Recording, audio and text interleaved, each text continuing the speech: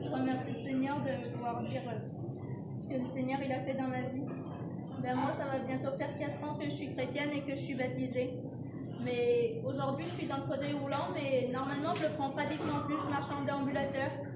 Mais là, je l'ai pris parce qu'on va dans les villes pour l'évangélisation et c'est trop long.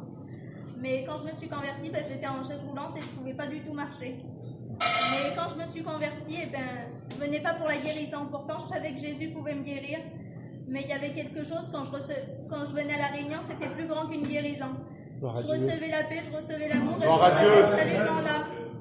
Et après, j'ai commencé à demander la guérison, mais vous savez, le Seigneur, il a une volonté pour nous tous, mais il a aussi un plan pour chacun d'entre nous. Et le Seigneur, il a dit, Marika, moi j'ai un plan pour toi. Je pourrais te guérir d'un seul coup, mais moi je voudrais te guérir étape par étape. Et au début, je disais, Seigneur, moi je comprends pas. Mais Marika, je voudrais que chaque jour tu puisses vivre mon miracle et que chaque jour tu puisses voir ma gloire.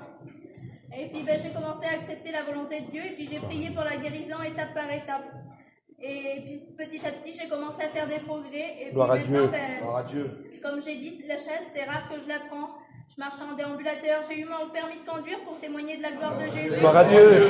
Mais sans Dieu, tout ça c'est impossible. Et vous savez, la seule limite que vous pouvez vous imposer dans votre vie, c'est vous-même, parce qu'avec Dieu, il n'y a aucune limite. Et si vous vous limitez, limitez pas la parole de Dieu, parce qu'avec Dieu, comme je vous dis, il n'y a aucune limite. On a un Dieu vivant et tout-puissant. Alors, que Dieu vous bénisse, le carburant de la vie, c'est la foi. Amen. Gloire à Dieu. Merci Seigneur. Qu'est-ce qui pousse des gens Gloire à Dieu. Qu'est-ce qui pousse des gens à parler de Jésus-Christ? C'est tout simplement Jésus-Christ de Nazareth. C'est ce qui nous pousse. C'est ce qui nous pousse à aller dans les rues. C'est ce qui nous pousse, voir des gens se convertir. Gloire à Dieu. La dame qui est ici, là, qui a accepté le Seigneur. Il n'y a rien de plus grand que ça pour moi. Pour moi, je ne peux pas vous imaginer, vous ne pouvez pas imaginer ce que c'est pour moi. Et je suppose que pour vous aussi, c'est comme ça. On a un Dieu puissant, frères et sœurs. Vous savez, je dis cela pour les chrétiens. Vous savez, s'il y en a qui sont tristes, vous savez pourquoi? Parce que beaucoup ne sont pas en activité. Et quand on n'est pas en activité, on est triste. Vous avez vu la joie qu'on a ici, là? Vous avez vu, parce qu'on chante, parce qu'on témoigne, la joie qu'on a dans notre cœur. Alors on chante un petit cantique. Amen. C'est le feu du ciel. Alléluia. Vous voulez ce feu dans votre cœur? Amen. Gloire à Dieu. Après quoi, on écoutera mon petit rabbin là-bas. C'est le feu du ciel. C'est le feu du ciel. C'est le feu que nous voulons, Seigneur. Envoie le feu. Envoie le feu. Envoie le feu dans nos cœurs. C'est le feu du ciel. C'est le feu du ciel. C'est le feu que nous voulons, Seigneur. Pour vraiment réveiller nos mondes. C'est le feu que nous voulons, Seigneur. C'est le feu du ciel. C'est le feu du ciel. C'est le feu que nous voulons, Seigneur. Envoie le feu. Envoie le feu. Envoie le feu dans nos cœurs. Alléluia.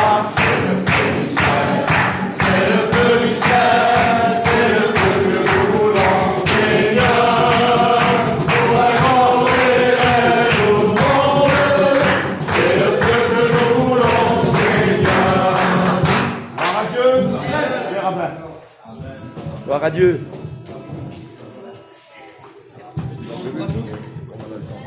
Je suis heureux d'être là avec vous tous. Plus fort, bien. Je suis heureux d'être là avec vous aujourd'hui. Et je vais vous raconter mon témoignage. J'ai tout le temps été élevé dans une famille chrétienne, moi. Mais les choses de Dieu, c'était pour un temps. J'étais dans une réunion, je prenais une place chaque jour. Je connaissais pas les choses de Dieu, pour moi, ça n'existait pas. Malgré que j'avais une famille chrétienne, malgré que j'ai été élevé là-dedans, mon papou était prédicateur, ma famille, ils sont chrétiennes. Mais c'est pas pour ça que je me suis donné à Dieu directement. Moi, je voulais avoir des projets d'allemand. Je voulais avoir une belle voiture. Je voulais sortir.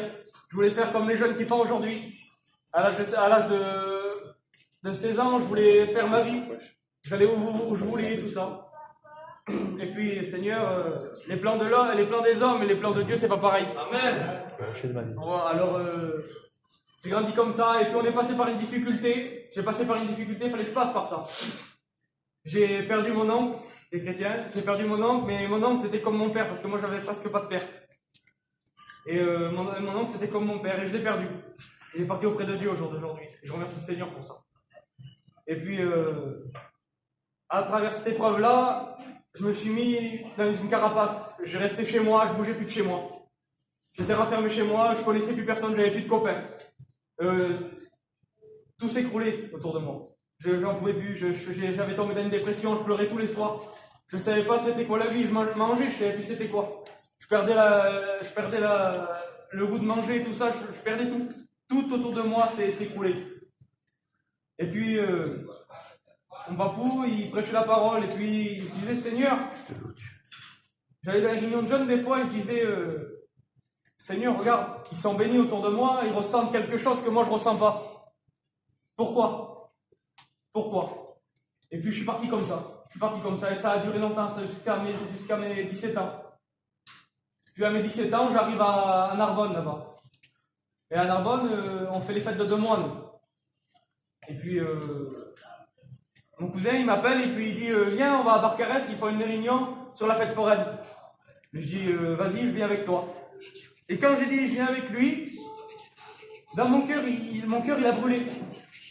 Et j'ai été poussé à prier, et je n'avais jamais prié de ma vie. J'avais demandé jamais avec un cœur sincère, jamais j'ai demandé avec un cœur sincère. Je faisais 40 kilos, j'avais plus rien, plus de force. Et puis je dis, Seigneur, si tu dois te faire connaître à ma vie, fais-toi connaître à ma vie dans cette réunion. Gloire à Dieu. Et puis Seigneur, ça n'a pas loupé en vérité. J'ai fait la route, on a fait la route avec mon cousin. Et puis en arrivant là-bas, la réunion se déroule. Il prêche de l'amour de Dieu, de ce que le Seigneur peut faire dans une vie, tout ça. Et puis moi j'ai pas loupé le coche, j'ai levé ma main. J'ai fait un acte de foi. J'ai dit, Seigneur, moi, je veux recevoir. Moi, je veux vouloir. Et puis Seigneur, il n'a pas fait les choses il n'a pas attendu 14 heures, il a attendu directement, il m'a béni, il m'a brisé. Je me suis levé. J'avais jamais ressenti la présence de Dieu. Depuis là, j'ai ressenti la présence de Dieu, je m'en lasse plus. J'ai une vie complète dans le Seigneur. Regardez, aujourd'hui, j'ai un groupe, on va dans les rues, tout ça, on ne sait même pas ce qui nous arrive. On était venus juste de donner des prospectus pour qu'ils aillent prospecter. Et aujourd'hui, on se retrouve avec eux, on va de partout. C'est ça les plans de Dieu. Et tout même qu'on est là, maintenant on est là, mais c'est pas pour un hasard. C'est parce que le Seigneur, il a un plan pour nous. Chacun. Voilà, que Dieu vous bénisse. Adieu. Vous savez, la Bible dit,